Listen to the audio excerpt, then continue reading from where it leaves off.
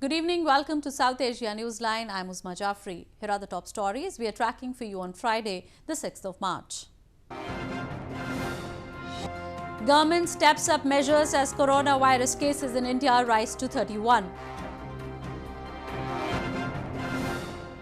Afghan political leader Abdullah escapes attack on Kabul ceremony, 27 killed. And female boxing coach challenges barriers in conservative Pakistan.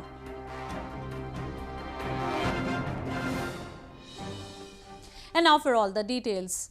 A person in Indian capital New Delhi with a travel history to Thailand and Malaysia was tested positive for coronavirus, taking the total number of confirmed cases in India to 31 on Friday.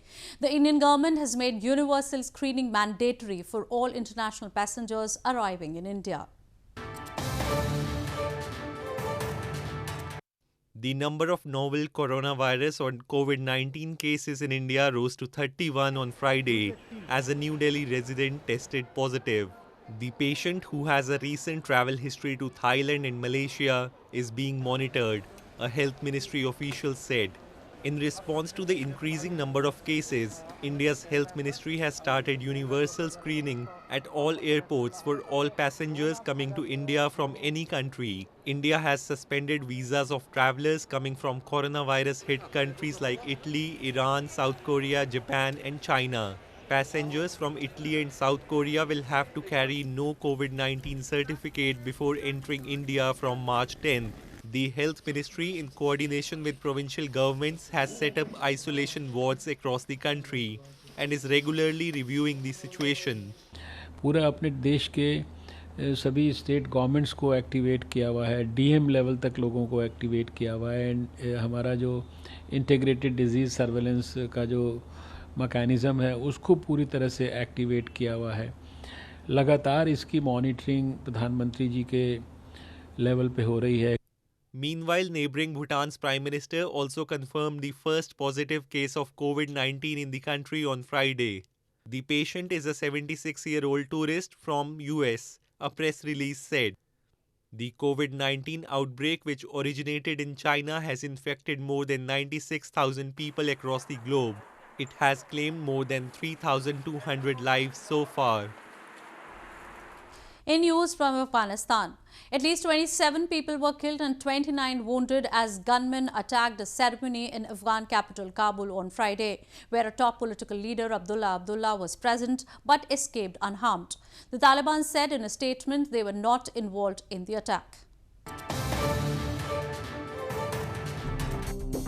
Gunmen attacked a ceremony in the Afghan capital Kabul on Friday, where a top Afghan political leader, Abdullah, was present but escaped unharmed.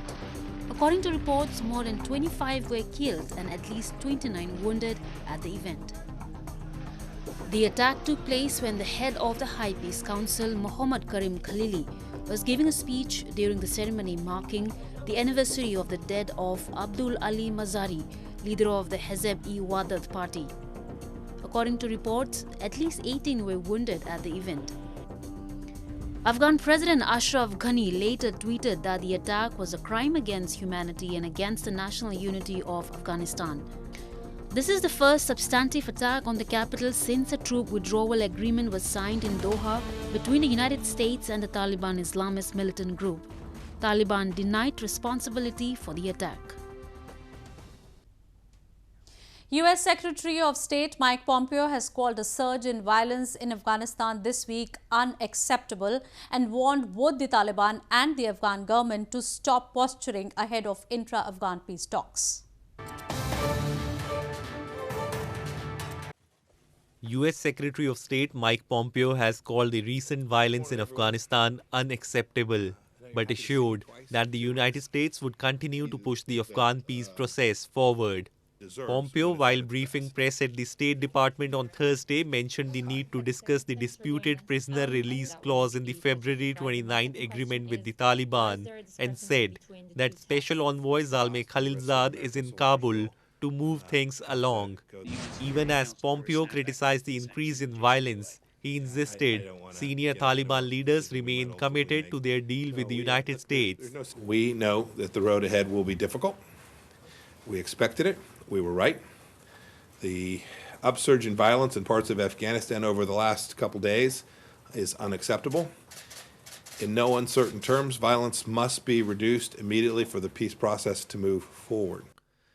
This comes as the Afghan government has rejected the provision in the US Taliban agreement that requires it to release up to 5,000 Taliban prisoners ahead of negotiations to reconcile the Taliban and the Afghan government. In exchange, the Taliban would release 1,000 Afghan government prisoners. The Taliban, in response, has resumed military operations against Afghan forces, to which the US on Wednesday also launched an airstrike against the Taliban fighters. Moving on. A massive demonstration was held by activists against the genocide of Pashtuns in Pakistan during the ongoing UNHRC session in Geneva. They highlighted innocent Pashtuns have been targets of military operations, ethnic stereotyping and abductions by the Pakistani state and its security forces. Pashtun activists held a massive demonstration against ongoing genocide of Pashtuns by the Pakistan Army in Khyber Pakhtunkhwa and federally administered tribal areas during the ongoing UNHRC session in Geneva. Holding banners and white and black flags symbolizing peace and denouncing terrorism, they raised anti-Pakistan slogans while seeking urgent UN intervention to save the Pashtun identity and their culture. They highlighted Pashtuns have been targets of military operations, ethnic stereotyping and abductions by the Pakistani state and its security forces. Yes, but in the last 20 years, in the so-called war on terror, the way the Pakistani military has killed the Pashtuns in the tribal belt, it is unprecedented. So genocide of Pashtun not only physically is continuing, but they are killing our culture, our traditions and our language also. Pashtun activists have long alleged that Pakistani army functions along with militant groups in federally administered tribal areas and indiscriminately use brute force against innocent Pashtuns. The activists, who gathered from parts of Europe and the US, also held a conference at a special tent in front of the UN building to highlight the situation. They also raised concerns over targeted killings of Pashtun political activists in Pakistan. Shehnaz Kabul is the only female boxing coach in male-dominated sport in conservative Pakistan. But that hasn't stopped her making her mark. From breaking glass ceiling to making a name for herself, today Kamal is doing her best to nurture a younger generation of boxers. Shehnaz Kamal is the only female boxing coach in male-dominated sport in conservative Pakistan, which clings tightly to traditional rules. With her meets on, she trains young boys and girls boxing techniques, and she's doing her best to nurture a younger generation of boxers. Despite traditional misgivings in Pakistan about women in boxing, Peshawar-born Kamal hasn't stopped from making her mark. She is the first and the only international female boxing coach registered with the Boxing Federation of Pakistan. मुखालफत तो मेरी बहुत ज़्यादा जगहों पे हुई है, in-laws ने भी की है, फैमिली ने भी की है, रिलेटिव्स जितने भी थे सब ने की है, किसी ने साथ नहीं दिया सिवाय हस्बैंड के। हस्बैंड ने साथ दिया, लेकिन जब एक मकाम पे पहुंच गई नेशनल कोच के अलावा जब इंटरनेशनल हो गई तो फिर सारे वाह वाह करने लगे। Growing up in a family of boxers, Kamal spent her childhood secretly yearning to put on gloves. When her husband discovered her interest, he started coaching her, breaking with social norms of Pathans, the ethnic group they belong to. मेरी बेटी भी फिर वो हो गई, पैदा हो गई, फिर मैंने सोचा कि अगर कोई और नहीं है तो मैं अपनी बेटी को बॉक्सर बना दूं, तो मेरी बेटी के लिए फिर ज़ाहिर है एक फ़ीमेल कोच भी होनी चाहिए। तो मैंने इस नीयत से जो है पाकिस्तान के लिए, यानी कि बस यूँ समझे कि अब मैंने पठान माशरे को चीर पार के मैं आगे चला गया और अपनी वाइफ को उसमें ले आया बॉक्सिंग में। Apart from training her children, she has trained some girls in the rooftop gym as there were no facilities for them to learn the sport. A few of the girls who were trained there have even gone on to win medals in the South Asian Games. To date, Kamal reckons she has trained around 600 male and 150 female boxers. She says there would be more if there were government support.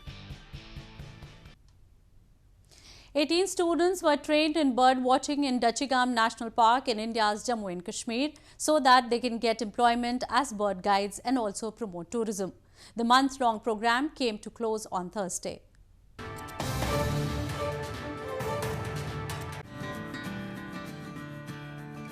India's northern Jammu and Kashmir region is popularly known as the paradise on earth. It is world famous for its scenic splendor, snow-capped mountains and rich flora and fauna.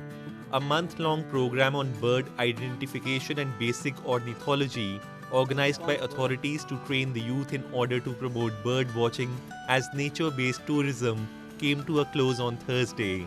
The participants during the training program were taught about bird identification, basics about ornithology, bird species, and their effects on environment. The aim of the training was to turn these students into guides for bird tourism so that they can promote tourism and create employment opportunities. का basic purpose था कि जो local बच्चे हैं जो इन wetlands के around रहते हैं जहाँ की बर्ड्स मैक्सिमम आती है उनकी स्किल डेवलपमेंट करें ताकि फ्यूचर में as eco guides as nature guides काम कर सके अपना रोज़गार कमा सके और साथ साथ हमें जो वुलर कंजर्वेशन है या दूसरे वेटलैंड्स उनको कंजर्वेशन में मदद करें. Participants expressed their excitement on the completion of the training after they were handed certificates. तो जो हमें जिसमें हमें थियोरेटिकली और प्रैक्टिकली बहुत सारी चीज़ें सिखाई और बताई और दिखाई भी गई, तो ओवरऑल मैं इतना कहूँगा कि प्रोग्राम बहुत ही ज़्यादा हेल्पफुल था और पहली बार हुआ था कश्मीर में. The participants said initiatives like such will promote both bird conservation and tourism in Jammu and Kashmir. Festivities with full fervour have begun in parts of India's northern Uttar Pradesh province as people mark the beginning of Holi, the festival of colours. As part of the annual celebrations, scores of Hindu devotees on Friday smeared each other with ashes of cremated dead people in spiritual city of Varanasi, upholding a centuries-old tradition. Devout Hindus on Friday celebrated Holi, the festival of colours, by smearing each other with ashes of cremated dead people in India's spiritual town of Varanasi, upholding a centuries-old tradition. Scores of people gathered at the banks of river Ganges and greeted each other with ashes and danced to the tunes of traditional songs. According to a legend, Hindu god of destruction Shiva had come to take his wife Parvati home after a couple of days of marriage on the occasion of Rangbhari Ekadashi. But his dear gang of ghosts, goblins and ghouls who are not allowed to come where humans are residing missed the celebrations. So, it is believed Shiva comes back to celebrate with the ghost every year on this occasion, giving birth to the tradition. ये बनारस की बहुत ही पुरानी परंपरा है. इस परंपरा को बनारस के लोग आज भी जिंदा रखे हैं, इसलिए हम बनारसियों को बहुत बहुत धन्यवाद देते हैं और हम बहुत ही भाग्यशाली हैं कि इसमें शामिल होने का हमें अवसर मिलता है. Devotees in Varanasi on Thursday also celebrated the occasion of Rangbhari Ekadashi by smearing each other in colours and dancing to the beats of traditional instruments, carrying idols of Lord Shiva and Goddess Parvati. Holi, which is also known as the Indian Festival of Spring or the Festival of Love, is marked in different forms across India, and people start celebrating it prior to the actual date. The festival falls on March 10 this year. Well, that's all we have for you from South Asia this evening. Now our viewers can watch the show on SouthAsiaNewsline.com. You can also visit us on Facebook.com/SAsiaNewsline and follow us on Twitter @SAsiaNewsline. That's all in tonight's edition. We will see you same time next week. Have a great weekend. Good night.